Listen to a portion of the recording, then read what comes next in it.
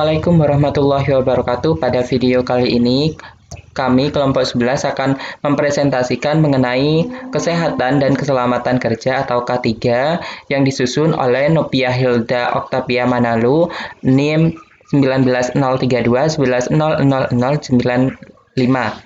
Yang kedua yaitu Samsudin, NIM 18032 1900080. Yang ketiga yaitu M. Fahmi Eko Saputro, NIM 18032 1900086. Serta yang terakhir yaitu Novia Rahma Akbaria, NIM 18032 1100110. Saya Novia Hilda Octavia Manalu akan menjelaskan mengenai sistem manajemen keselamatan dan kesehatan kerja. Adapun keselamatan dan kesehatan kerja atau yang disingkat dengan K3 adalah komponen untuk menjamin dan menjaga serta melindungi para tenaga kerja dan juga kesehatan mereka. Dan untuk mencapai tujuan ini, maka dilakukan berbagai upaya pencegahan terjadinya kecelakaan kerja dan timbulnya penyakit akibat kerja. Sedangkan sistem manajemen keselamatan dan kesehatan kerja atau yang disingkat dengan SMK3 merupakan bagian dari sistem yang ditujukan dan yang dirancang dalam perusahaan yang ditata pada bagian manajemennya, yang secara keseluruhan ditujukan kepada pengendalian risiko dan juga berkaitan dengan kegiatan kerja sehingga terciptanya tempat kerja yang aman dan sehat dan juga efisien. Adapun manfaat diterapkannya sistem manajemen keselamatan dan kesehatan kerja, yang pertama yaitu melindungi para pekerja. Jadi fungsi utama atau tujuan pada dasarnya dibentuknya sistem manajemen kerja dan keselamatan dan juga kesehatan yang ditujukan para pekerja yaitu untuk melindungi para tenaga kerja dan terhindar dari kecelakaan yang bisa menimbulkan penyakit dan membahayakan nyawa para tenaga kerja. Dan yang kedua yaitu mematuhi atau taat terhadap peraturan perundang-undangan. Sesungguhnya bagian perlindungan tenaga kerja ini sudah lama dirancang dan ini ditujukan untuk mencapai keadilan yang diberikan pada para tenaga kerja. Yang terakhir atau yang keempat yaitu membuat sistem manajemen lebih efektif lagi. Jadi jika ada peranan atau campur baur dari sistem manajemen keselamatan dan kesehatan kerja di dalam terbentuknya proses manajemen dalam perusahaan, maka berjalannya manajemen dalam perusahaan pasti akan lebih efektif. Karena ini dapat menghindari sebuah kegagalan dalam produksi dan juga kegagalan dalam pemasaran. Banyak sekali teori-teori mengenai faktor penyebab kecelakaan kerja. Salah satu teori yang sering digunakan yaitu teori 3 faktor utama atau 3 main factor teori penyebab kecelakaan kerja. Ketiga faktor utama yaitu faktor manusia, kedua faktor lingkungan, yang ketiga yaitu faktor peralatan. Faktor manusia itu terdiri dari umur, masa kerja, jenis kelamin, tingkat pendidikan, pelatihan, dan peraturan K3. Faktor lingkungan ada kebisingan, suhu udara, dan penerangan. Faktor peralatan terdiri dari kondisi mesin, ketersediaan alat pengaman mesin, dan letak mesin. Saya akan jabarkan satu persatu mengenai faktor manusia, faktor lingkungan, dan faktor peralatan. Pertama, faktor manusia, umur. Umur di sini akan mempengaruhi terhadap kondisi fisik, mental, dan tanggung jawab dari tenaga kerja. Di mana tenaga kerja yang telah berusia 30 tahun akan mengalami penurunan kondisi fisik seperti pendengaran, penglihatan, dan lain sebagainya. Oleh karena itu perlu tenaga kerja yang telah berusia 30 tahun atau lebih itu berhati-hati dalam melakukan pekerjaannya. Yang kedua yaitu masa kerja. Masa kerja di sini akan mempengaruhi terhadap kinerja, yaitu akan memberikan pengaruh positif dan negatif. Pengaruh positifnya yaitu semakin lama masa kerja seseorang, maka semakin berpengalaman dalam menjalankan tugasnya. Yang kedua yaitu pengaruh negatifnya itu semakin lama masa kerja, maka timbulnya kebiasaan atau sifat seperti monoton atau berulang-ulang dalam pekerjaannya. Untuk jenis kelamin sendiri, dalam sebuah perusahaan itu kan terdiri dari tenaga kerja perempuan dan tenaga kerja laki-laki, di mana pada tenaga kerja perempuan itu mengalami haid ataupun hamil, begitu kan.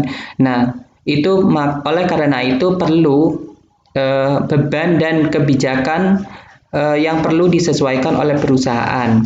Untuk tingkat pendidikan di sini artinya yaitu semakin tinggi tingkat pendidikan seseorang, maka mereka itu cenderung untuk menghindari potensi bahaya yang menyebabkan kecelakaan kerja. Untuk pelatihan K3 di sini artinya yaitu apabila tenaga kerja diberi pelatihan K3, maka dapat menurunkan atau dapat menekan dari kecelakaan kerja dalam sebuah perusahaan. Yang terakhir yaitu peraturan K3. Peraturan K3 artinya untuk apabila terjadi kecelakaan kerja, maka ada perlindungan atau ada peraturan K3, sehingga perusahaan harus membuat dan menjalankan peraturan K3 ini sebaik-baiknya. Yang kedua yaitu faktor lingkungan. Ada kebisingan, suhu udara, dan penerangan. Kebisingan di sini artinya dalam sebuah perusahaan akan mengalami atau terjadi kebisingan. Kebisingan di sini mempengaruhi terhadap tenaga kerja.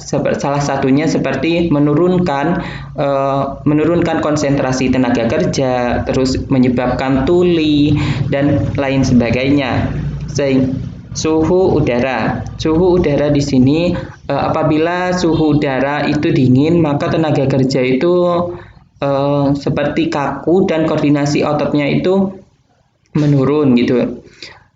Pada saat suhu udara atau cuaca panas itu tenaga kerja itu akan mempengaruhi dari penurunan atau memperpanjang pengambilan keputusan, penurunan dari kinerja karyawan sendiri gitu ya. Dan penerangan. Apabila penerangan di sini diatur dan disesuaikan dengan jenis pekerjaan yang harus dilakukan, maka akan dapat menurunkan tingkat kecelakaan kerja. Semisalnya penerangan dalam hal produksi begitu. Yang ketiga yaitu faktor peralatan. Ada kondisi mesin, ketersediaan alat pengaman mesin, dan letak mesin. Kondisi mesin di sini apabila mesin dalam sebuah perusahaan itu rusak dan tidak diperbaiki, maka akan menimbulkan kecelakaan kerja, misalnya pada tenaga kerjanya atau karyawan perusahaan tersebut. Untuk ketersediaan alat pengaman mesin, di mana apabila sebuah perusahaan menyediakan alat pengaman mesin, maka dapat menurunkan angka kecelakaan kerja dalam perusahaan tersebut. Yang ketiga yaitu letak mesin. Letak mesin atau layout mesin ini apabila diatur maka akan mengefisiensikan dari jalannya kerja gitu ya, atau jalannya produksi, misalkan pada mesin produksi begitu. Dan mesin apabila dijauhkan atau diletakkan berjauhan dari tenaga kerja, maka dapat mengurangi kecelakaan kerja pada tenaga kerja begitu. Selanjutnya yaitu pencegahan kecelakaan kerja. Menurut Sudarmayanti 2011, tindakan pencegahan kecelakaan kerja dapat dilakukan diantaranya dengan program 3E atau Triple E yang terdiri dari Yang pertama, engineering atau teknik, merupakan tindakan pertama yang melengkapi semua perkakas dan mesin dengan alat pencegahan kecelakaan kerja.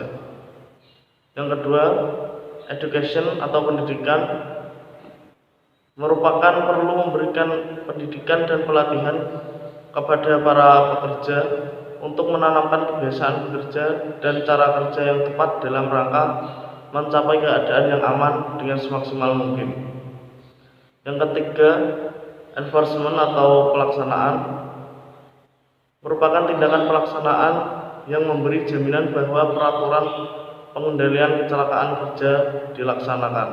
Berdasarkan Undang-Undang Nomor 13 Tahun 2003 Pasal 87 Ayat 1, perusahaan di Indonesia diwajibkan untuk menerapkan sistem manajemen kesehatan dan keselamatan kerja. Faktor yang menjadi permasalahan yang melatar belakangi ditetapkannya kebijakan kesehatan dan keselamatan kerja atau K3 oleh perusahaan antara lain: 1. Kebutuhan terhadap pentingnya K3 bagi perusahaan belum menjadi prioritas. 2. Keterlibatan pimpinan perusahaan terhadap K3 pada umumnya masih kurang. 3. Penerapan K3 pada umumnya masih pada perusahaan-perusahaan yang berpotensi bahaya tinggi, seperti pada sektor migas, petrokimia, dan pada perusahaan asing. Yang keempat, keterbatasan pegawai pengawas kesehatan dan keselamatan kerja di kabupaten atau kota, baik secara kuantitas maupun kualitas, merupakan kendala pengawasan yang dilakukan oleh pemerintah. Berikutnya pedoman penerapan SMK3 yang berlaku di Indonesia. Menurut Peraturan Menteri Tenagakerja Republik Indonesia Nomor per 05 per Men per 1996, yang pertama, komitmen dan kebijakan. Pengusaha dan pengurus tempat kerja harus menetapkan komitmen dan kebijakan K3 serta organisasi K3. Menyediakan anggaran dan tenaga kerja di bidang K3. Di samping itu, pengusaha dan pengurus juga melakukan koordinasi terhadap perencanaan K3. Dalam hal ini, yang perlu menjadi perhatian penting terdiri atas 3 hal, yaitu kepemimpinan dan komitmen, tinjauan awal K3, dan kebijakan K3. Yang kedua, perencanaan. Dalam perencanaan ini, secara lebih rinci menjadi beberapa hal. 1. Perencanaan identifikasi bahaya, penilaian dan pengendalian resiko dari kegiatan, produk, barang, dan jasa. 2. Pemenuhan akan peraturan perundangan dan persyaratan lainnya, kemudian memberlakukan kepada seluruh pekerja. Yang ketiga, penerapan. Yang perlu diperhatikan oleh perusahaan pada tahap ini adalah: yang pertama, jaminan kemampuan. Kedua, dukungan tindakan. 3. Identifikasi sumber bahaya dan pengendalian risiko. 4. Pengukuran dan evaluasi. 5. Tinjauan oleh pihak manajemen. Yang keempat, pemahaman tentang OHSAS 18001. OHSAS 18001 ini juga memiliki struktur yang mirip dengan ISO 14001 atau Sistem Manajemen Lingkungan. Dengan demikian, OHSAS lebih mudah diintegrasikan dengan ISO 9000 atau Sistem Manajemen Mutu. Sedangkan elemen-elemen kunci pada OHSAS 18001 ini memiliki sub-sub elemen yang terdiri atas: pertama, persyaratan umum. 2. Kebijakan K3. 3. Perencanaan. 4. Operasional dan implementasi. 5. Pemeriksaan dan tindakan koreksi. Dan 6. Tinjauan manajemen. Sekian presentasi dari kelompok kami. Ada kurang lebihnya kami mohon maaf. Terima kasih. Wassalamualaikum warahmatullahi wabarakatuh.